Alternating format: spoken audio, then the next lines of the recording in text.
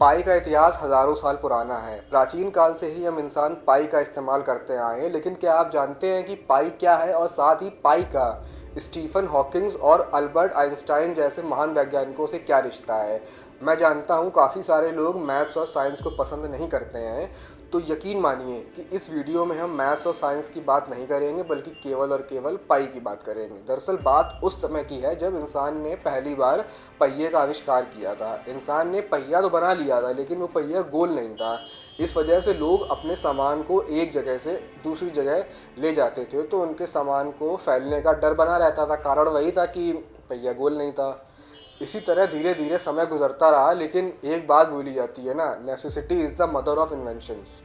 यानी कि किसी भी चीज़ का आविष्कार तब होता है जब हमें उसकी ज़रूरत होती है। जैसे जब हज़ारों किलोमीटर दूर संबंधियों से बात करने की ज़रूरत महसूस हुई तो टेलीफोन का आविष्कार किया गया। मतलब जब हमें कोई समस्या महसूस होती है तब हम उससे निजात पाने के लिए हमारे दिमाग में कोई आइडिया चलने लगता है और हो जाता है एक नया आविष्कार।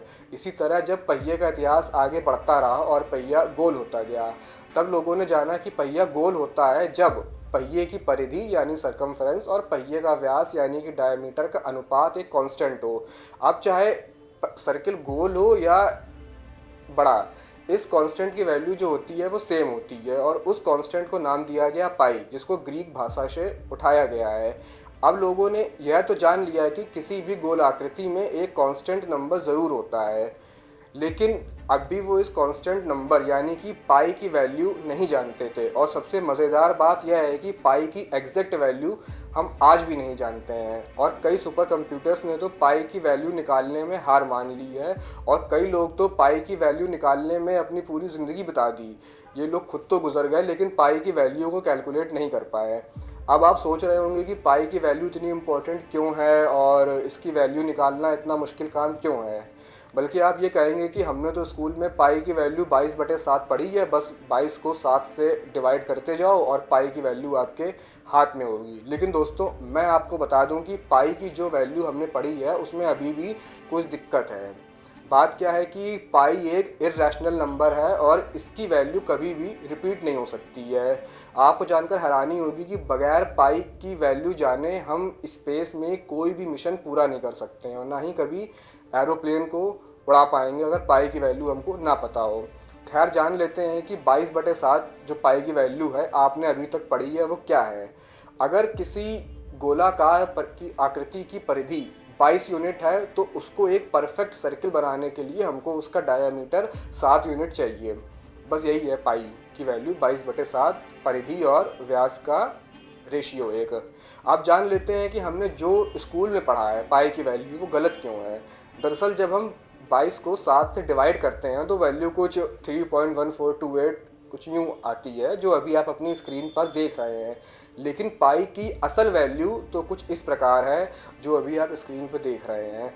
और आपको ये बात जानकर हैरानी होगी कि आज के युग के सुपर कंप्यूटर्स ने पाई की दशमलव के बाद 5 ट्रिलियन डिजिट्स तक की वैल्यू निकाली है और इसके आगे सुपर कंप्यूटर भी पाई की वैल्यू निकालने में हार गया। सुपर कंप्यूटर्स द्वारा इतनी बड़ी वैल्यू निकालने के बाद भी पाई की वैल्यू अभी अधूरी है।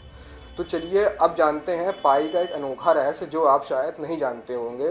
क्या आप जानते हैं कि पाई डे भी मनाया जाता है और ये मनाया जाता है हर साल 14 मार्च को।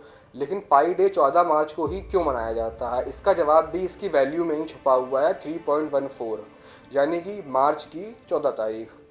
अब आपको जानकर हैरानी होगी कि 14 मार्च को मनाने का एक स्पेसिफिक समय भी है और वो है समय दोपहर का 1:59।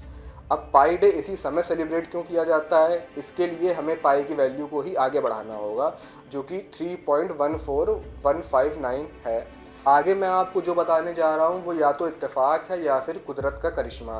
फिज़िक्स की दुनिया में उथल पुथल मचाने वाले महान वैज्ञानिक अल्बर्ट आइंस्टाइन का जन्म 14 मार्च को ही हुआ था।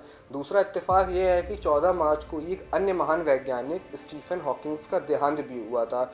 दोस्तों, आपको क्या लगता है कि ये मात्र एक इत्तेफाक है या इसके पीछे कोई रहस्य भी है? प्लीज़ हमें कमेंट बॉक्स में ज़रूर बताइएगा और आपका एक एक ओपिनियन हमारे लिए अमूल्य है। अगर वीडियो अच्छा लगा हो तो वीडियो को लाइक करें।